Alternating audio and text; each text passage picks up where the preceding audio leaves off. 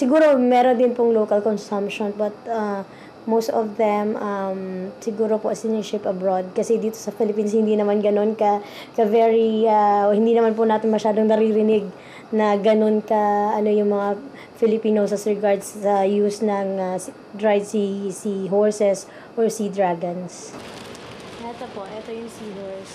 Ito yung difference sa seahorse sa ano.